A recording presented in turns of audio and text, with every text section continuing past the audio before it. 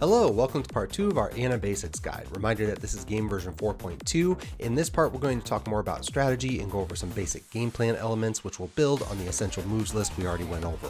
Also, don't forget about all the resource links I mentioned in part 1. Those may be very useful to you, especially if you are brand new to the game. I've included those once again in the video description below. Enough of that, let's get going.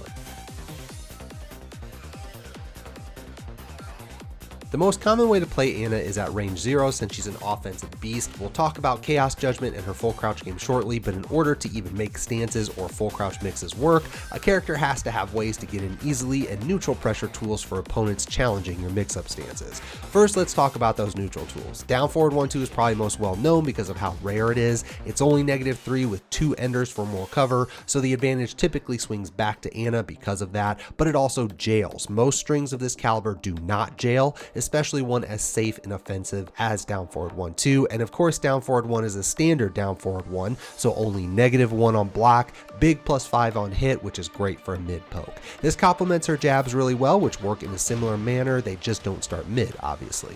The bad news is that she doesn't have much more to work with in terms of mid pokes outside of that. Down forward 3 always has a high for the second hit, and unlike most characters, her down forward 4 is a low, not a mid poke. Everything else that might be considered a mid poke is punishable or has some other issue that makes it far weaker than just abusing down forward 1.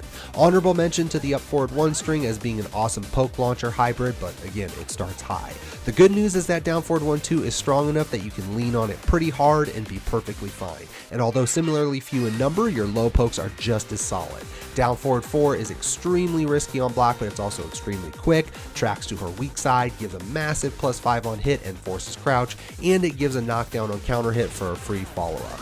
Down 4 can be used like a normal toe kick, making it already a good poke, but like we mentioned in essential moves, hers is particularly nasty as it serves as an entry to CGM at +1 on hit, which is really strong. Now, if they're really button happy, remember that you have a bunch of counter hit tools to stop that. Magic 4 is the most common for obvious reasons, they don't call it magic for nothing. You also have down 3-2 as both a counter hit and high crush tool. At -13, it's not that bad considering the reward that you can get, or you can try the safer down 3-4-1. If you want to take even more risk but potentially more reward, down back 3, down back 3+4, and down back 4 are all high crushes with pretty good range. Don't forget too that down 4 serves that same purpose, just not a lot of damage. If they're trying to low poke you for keep out, up forward 3 and up forward 3+4 are common options, as well as your standard low parry. Ana also has a flip kick in up forward 4. It's just extremely punishable, but it's fairly fast at I-18, so if you need that hop kick type move in the clutch, you still have that. You can also simply use movement and try to nab a whiff punish with things like down forward 2 or forward 4.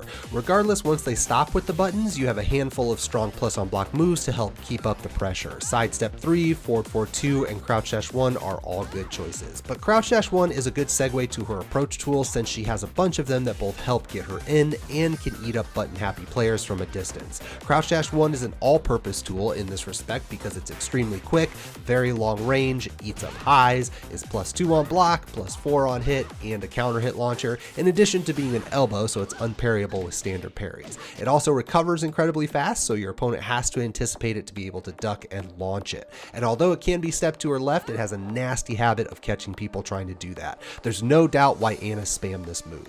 Forward 4-2 can be used similarly, it's just not quite as fast, nor does it have the raw range of crouch dash 1. However, you get more plus frames on block, and it's a true homing move.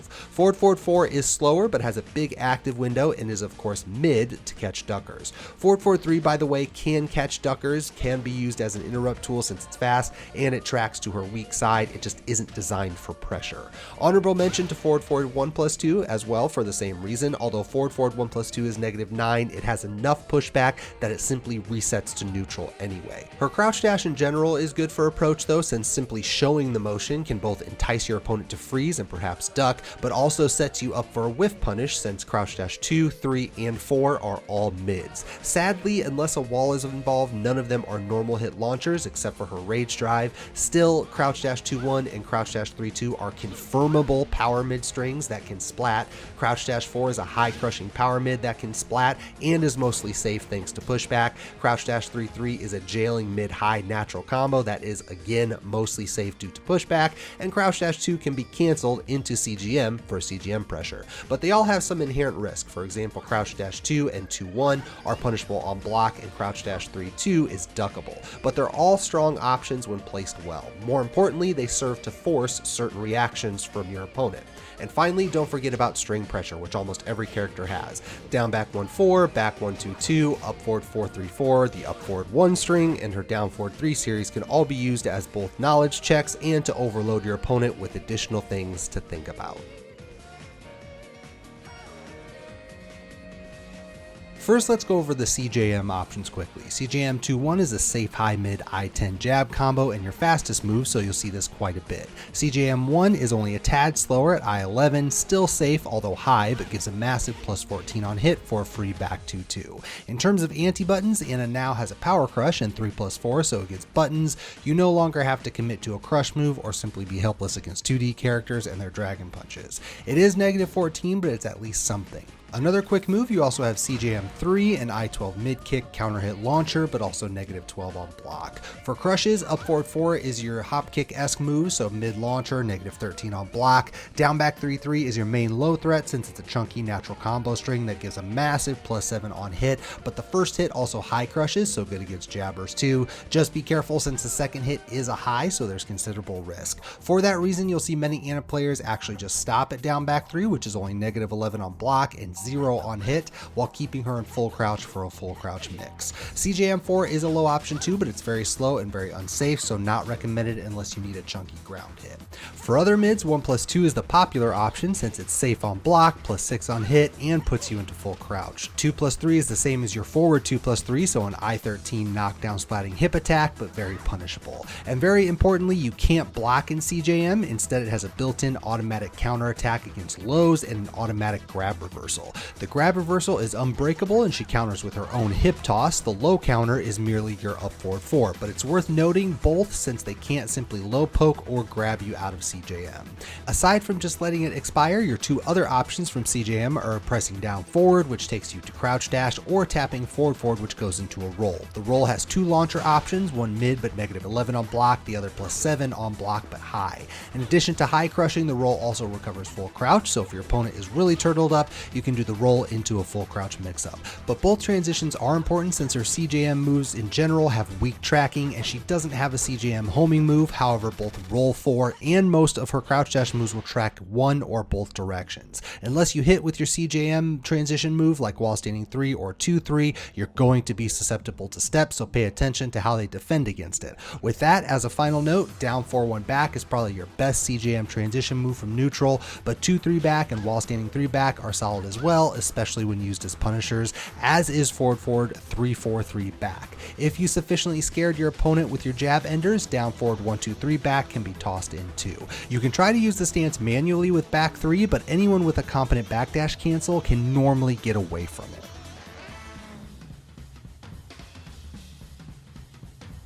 Now this is where Anna shines and gets super scary, but understand that her full crouch while standing game comes with both big reward and big risk. So on that, what Anna really wants to hit is full crouch down forward 2, her low launcher. The usual mix to this is while standing 2, which is only a couple frames faster and a true mid launcher, but negative 13 on block. Another common option is full crouch forward 2, which is the same speed as full crouch down forward 2 and a power crush, so it'll beat both duckers and mashers. Unfortunately, full crouch down forward 2 is negative 21 on block, while full crouch forward 2 is negative 14. Otherwise, full crouch forward 1 is a decent alternative. It's only a couple frames slower, but still a power mid. It wall bounces and it's safe. And wall standing 1 is the same as your down forward 1, just a wall standing version, so you have a fast, safe mid string to use for less reward but less risk.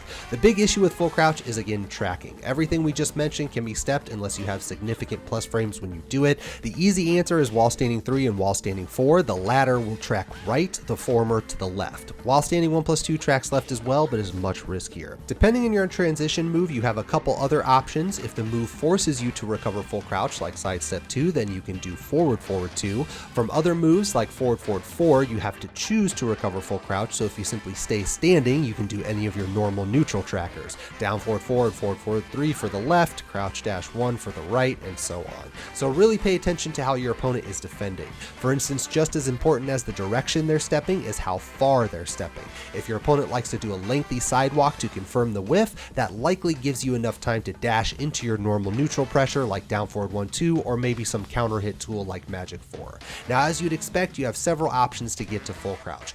Down 4 is really common since you should be using it a lot as a primary low poke anyway, and it's only -2 on hit. Sidestep 2 we mentioned, which is 0 on hit and a huge plus 14G on counter hit. Forward 4-2, which again is one of those moves that you can choose to go full crouch or not. Down back 1 is the same way, although it's punishable on block no matter what. The benefit there is the second hit for cover, which cannot be stepped or interrupted. Recall we mentioned both CGM down back 3 and 1+2 as solid options. Up forward 3+4 and crouch dash 4 are good as well. Ana also has a fake crouch dash down forward, which by holding the down forward you can recover full crouch, adding scare factor to both your crouch dash and full crouch games. And don't forget your crouch jabs, which both give big plus frames on hit. Raw ducking is also not terrible at all, since you can fake the mix up to freeze them up or use the threat of your full crouch while standing moves as keep out. Although any defensive ducking on your part can immediately turn into offense for you, so keep that in mind. Just get creative and you'll find plenty of opportunities.